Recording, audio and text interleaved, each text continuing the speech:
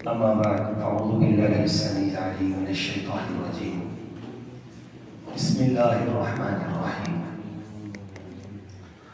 وأن المساجد لله فلا تدعوا مع الله أحدا. روئے زمین کی سب سے بہترین اور سب سے محبوب ترین مقامات اللہ کے گھر ہیں۔ رسول اللہ صلی اللہ علیہ وسلم نے ارشاد فرمایا کہ احب البلاد الی اللہ مساجد، اللہ تعالیٰ کے نزدیک سب سے اچھی جگہ وہ مساجد ہیں۔ مساجد ان کا تعارف یہ ہے کہ یہ اللہ کا گھر ہے، اور اللہ کا گھر دنیا کے اندر عبادت کے لیے مختص ہے۔ وَأَنَّ الْمَسَاجِدَ لِلَّهِ فَلَا تَدْعُوا مَعَ اللَّهِ أَحَدًا۔ مسجدیں کیوں بنتی ہیں؟ پہلی بات یہ ہے کہ مسجدیں اللہ کے لیے بنتی ہیں، وَأَنَّ الْمَسَاجِدَ لِلَّهِ، اللہ کی عبادت کے لیے بنتی ہیں۔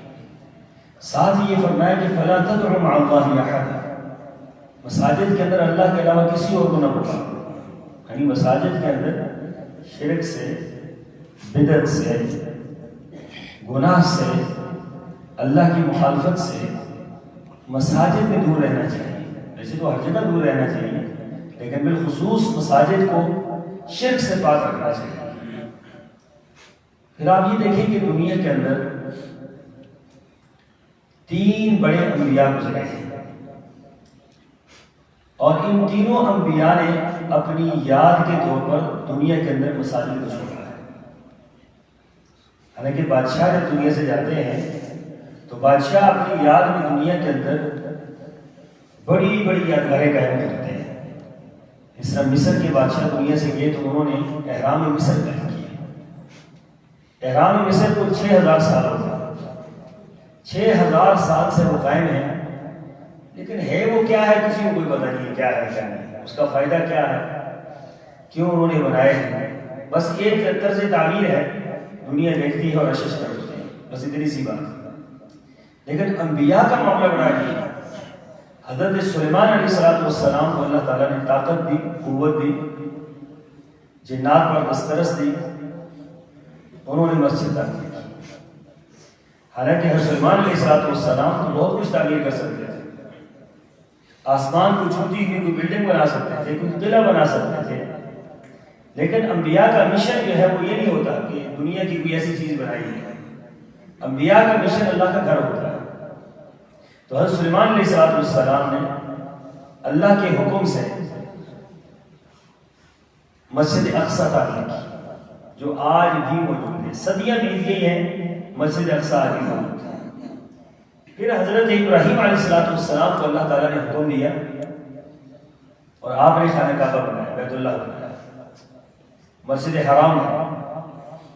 ان اول بیت وضع للناس للذی ببکۃ مبارک وہدی للعالمین، فرمایا کہ یہ دنیا کے اندر روئے زمین میں پہلا اللہ کا گھر ہے جو اللہ کی عبادت کے لیے بنایا گیا ہے۔ اور پھر جب وہ گھر بن گیا تو فرمایا کہ اس گھر کی رکھوالی بھی تم نے کرنی ہے، وطاہر بیتی للطائفین والعاکفین والرکع السجود۔ آپ دیکھیں نا مساجد کی عظمت، آپ دیکھیں کہ مسجد بنائی بھی 2 پیغمبروں نے، حضرت ابراہیم نے اور حضرت اسماعیل نے، اور پھر اس کے بعد ان کی رکھوالی بھی 2 پیغمبروں نے کرنی، اس کی صفائی بھی پیغمبروں نے کرنی۔ وطاہر بیتی للطائفین والعاکفین، فرمایا کہ اس کو صفائی اور اس کی ساری دیکھ بھال یہ آپ ہی دونوں نے کرنی ہے۔ تو حضرت ابراہیم علیہ السلام نے بیت اللہ بنایا۔ پھر رسول اللہ صلی اللہ علیہ وسلم آپ علیہ السلام جب مدینہ طیبہ تشریف لے گئے تو آپ نے مسجد نبوی بنائی، جو آج تک دنیا کے اندر قائم ہے اور قیامت تک انشاءاللہ قائم رہے گی۔ تو یہ نظریہ آتا ہے کہ انبیاء کی جو سب سے بڑا مشن ہوتا تھا دنیا سے جانے کے بعد کہ وہ کوئی ایسی یاد چھوڑ کے جائیں جس سے لوگوں کا تعلق اللہ کے ساتھ قائم کریں، اور اس سے مسجد سے بہتر تو کوئی چیز بھی نہیں۔ اسی طرز عمل کو دیکھتے ہوئے صحابہ کرام کو ہم دیکھتے ہیں کہ صحابہ کرام نے مسجد کے ساتھ انتہائی گہرا تعلق قائم رکھا ہے۔ رسول اللہ صلی اللہ علیہ وسلم نے اتنا مسجد کے ساتھ تعلق قائم کر دیا صحابہ کا کہ کوئی بات بھی ہوتی، آندھیاں چلتی، طوفان آتے، خوشی کی خبر آتی، غم کی خبر آتی، کوئی بھی معاملہ ہوتا، صحابہ کرام مسجد کی طرف بھاگتے تھے، گھروں کی طرف نہیں بھاگتے، بازاروں کی طرف نہیں بھاگتے تھے، اپنے رشتے داروں کی طرف نہیں بھاگتے تھے، کوئی معاملہ ہوتا سیدھا مسجد کی طرف۔ کیوں؟ یہ مسجد ہی تو وہ جگہ ہے جہاں سے انسان اللہ سے ڈائریکٹ رابطہ کر سکتا ہے، اللہ سے ڈائریکٹ تعلق ہو سکتا ہے۔ مساجد جو ہے فطروں سے پاک ہوتی ہے، مساجد افراتفری سے پاک ہوتی ہے، مساجد جو ہے یہ مختلف قسم کے برائیوں سے پاک ہوتی ہے۔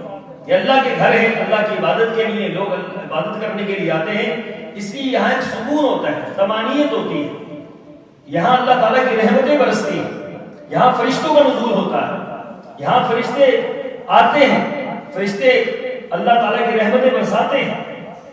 جب اللہ کا گھر جو ہے، جس کو اللہ کا گھر کہا جائے، تو اس سے بہتر جگہ کون سی ہو سکتی ہے؟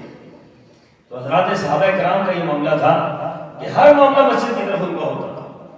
اور پھر آپ یہ دیکھیں کہ مسجد قباء دنیا کے اندر جو مسجد بنی، یہ مدینہ طیبہ کی سب سے پہلی مسجد ہے۔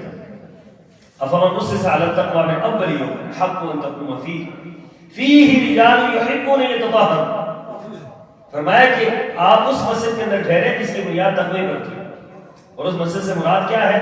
اس سے مراد مسجد قباء ہے۔ اللہ تعالیٰ آپ سب کو لے کر جائے، جب آپ وہاں جائیں گے مدینہ طیبہ میں، تو مدینہ طیبہ سے یہ تقریباً 7 کلومیٹر دور مسجد قباء ہے۔ وہاں فجر کے بعد مدینہ طیبہ سے لوگ نکلتے ہیں، اشراق یا چاشت کی نماز جا کر قباء مسجد میں پڑھتے ہیں۔ رسول اللہ صلی اللہ علیہ وسلم نے قباء مسجد کی فضیلت کیا بیان فرمائی؟ آپ نے فرمایا کہ جو شخص گھر سے وضو کر کے آئے اور پیدل آئے یا سواری پر آئے اور قباء کے اندر جا کر 2 رکعت نماز پڑھے، صرف 2 رکعت نماز، فرمایا کہ اللہ تعالیٰ اس کو ایک مکمل عمرے کا ثواب عطا فرمائے۔ عمرہ کتنا مشکل کام ہے، کتنا مشکل کام ہے، لیکن وہاں پر ایک عمرے کا ثواب صرف مسجد قباء کے اندر 2 رکعت نماز پڑھنے سے مل رہا ہے۔ تو مسجد قباء یہ رسول اللہ صلی اللہ علیہ وسلم نے اس کی بنا رکھی، مسجد نبی سے پہلے مسجد قباء کی بنیاد رکھی۔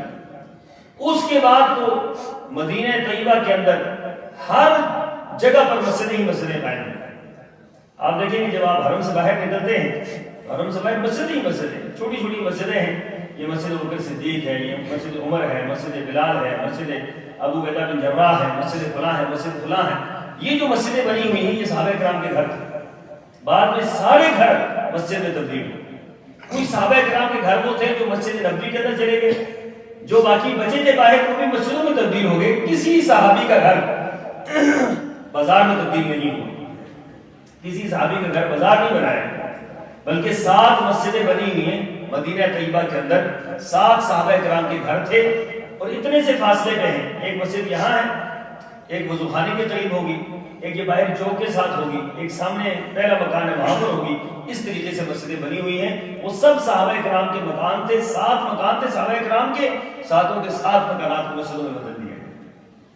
یہ تعلق تھا مساجد کے ساتھ صحابہ کرام کا، اور یہ مسلمانوں کی ایک بہت بڑی یاد ہے مسجد۔ اس لیے یاد رکھیں کہ مسجد کو اپنا مسکن بنائیں، مساجد کے اندر زیادہ رہیں۔ اب دیکھیں نا، ہمیں مساجد سے روک دیا گیا تھا، ہمارے لیے کتنی اذیت کی بات تھی کہ مسجد کے اندر جو خیر مل سکتی ہے وہ کہاں مل سکتی ہے؟ جو عبادت کا مزہ مسجد میں آتا ہے وہ گھر کے اندر تو نہیں آ سکتا، جو سکون اور اطمینان مسجد کے اندر ہوتا ہے، نصیب ہوتا ہے، وہ کہیں بھی نہیں ہو سکتا ہے۔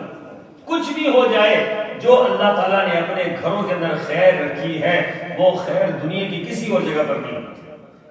اس لیے فرمایا کہ سبعۃ یظلھم اللہ فی ظلہ یوم لا ظل الا ظلہ، 7 افراد اللہ کے عرش کے سائے میں ہوں گے جب کوئی سایہ نہیں ہوگا۔ ان میں سے ایک وہ شخص ہے، فرمایا کہ ورجل قلبہ معلق بالمسجد، فرمایا کہ وہ شخص جس کا دل مسجد کے ساتھ جڑی ہے، مسجد کے ساتھ لٹک جائے۔ معلق کہتے ہیں مسجد کے ساتھ منسلک ہو جائے، گھر گیا ہے، بازار گیا ہے، باہر گیا ہے، جب تک مسجد میں نہیں آئے گا اس کا دل نہیں لگے، دل مسجد ہی کے اندر لگے۔ ورجل قلبه معلق بالمسجد، فرمایا اللہ کے عرش کے سائے میں ہوگا کل قیامت کے دن یہ شخص کہ جس کا دل مسجد کے ساتھ لگ جاتا ہے، باہر جاتا ہے، ضروریات زندگی اس کو درپیش ہے، ضروریات زندگی پوری کرتا ہے، لیکن واپس میں مسجد کی نماز اذان ہوئی مسجد، تلاوت کلام پاک کے لیے مسجد، دیگر عبادات کے لیے مسجد، اپنی اطمینان کے لیے مسجد، ہر وقت مسجد کی طرف لوٹ جاتا ہے۔ تو پھر رسول اللہ صلی اللہ علیہ وسلم نے یہ بھی فرمایا، آپ نے فرمایا کہ جس شخص کو دیکھو نا کہ مسجد کے ساتھ اس کا دل لگا ہوا ہے، اس کی ایمان کی گواہی دے دو کہ یہ مومن ہے۔ مسجد کے ساتھ کسی کا دل لگا ہوا ہو اور مسجد کے ساتھ گہرا ربط اور گہرا تعلق ہو تو یہ ایمان کی علامت ہے۔ تو یاد رکھیں کہ اپنا تعلق مسجد کے ساتھ بنائیں اور مسجد کو اپنا مرکز بنائیں اپنے تمام تر معاملات۔ مسجد کے ساتھ ایسا لازوال اور ایسا گہرا تعلق رکھیں جو کسی اور جگہ کے ساتھ نہ ہو۔ آپ کا دل مسجد کے اندر لگنا چاہیے، بالخصوص رمضان مبارک کے اندر زیادہ سے زیادہ وقت مسجد کو دیں۔ حضرات صحابہ کرام کا طرز عمل یہ تھا کہ کثرت کے ساتھ رمضان مبارک میں مسجد کے اندر بیٹھتے تھے۔ کیوں؟ تلاوت کلام پاک کے لیے۔ ظاہر بات ہے گھر کے اندر تو وہ ماحول نہیں میسر آتا، بازار کے اندر وہ ماحول میسر نہیں آتا، بلکہ حضرت جابر رضی اللہ تعالیٰ عنہ کا تو یہ فرمان، بلکہ ان کا یہ عمل تھا کہ وہ جب رمضان مبارک شروع ہوتا چاند نظر آتا تو اپنے تمام تر سامان کھا کے مسجد میں آ جاتا اور پھر پورا مہینہ مسجد ہی کے اندر رہتے، مسجد ہی کے اندر ان کا ہونا بچھونا ہوتا، مسجد ہی کے اندر عبادت ہوتی، تلاوت کلام پاک ہوتی۔ تو یہ صحابہ کرام کا مسجد کے ساتھ بیٹھنا تھا۔ یاد رکھیں کہ یہ بہت اہم اللہ تعالیٰ کی نعمت اور رحمت ہے، اس سے فائدہ اٹھائیں اور زیادہ سے زیادہ وقت مساجد کو دیں، مسجد کے اندر آ کر عبادت کریں، مسجد کے اندر آ کر تلاوت کریں، مسجد کے اندر آ کر نوافل پڑھیں، مسجد کے اندر آ کر دیگر دین کی امور سیکھیں، تاکہ آپ کا تعلق مسجد سے بھی قائم رہے اور مسجد کی وجہ سے اللہ سے بھی قائم رہے۔ اللہ مجھے اور آپ کو ان کی توفیق عطا فرمائے۔ آخر دعوانا الحمدللہ۔